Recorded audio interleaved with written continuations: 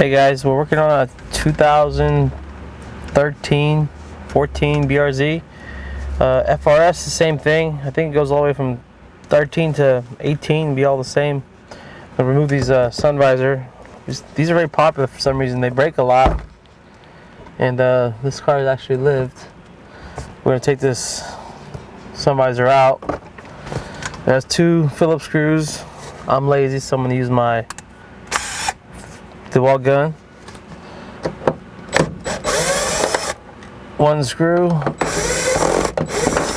two screw. You might want to leave this thing clipped in here the whole time while you undo that so it doesn't come falling down somewhere.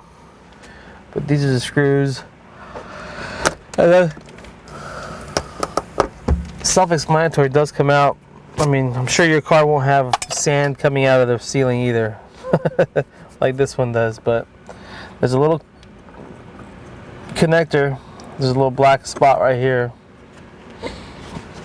Disconnect it right here. You just push that and pull down, it will disconnect. This visor is fully functional, looks like, and if anybody needs it, get on the website and buy one. That's the driver's side.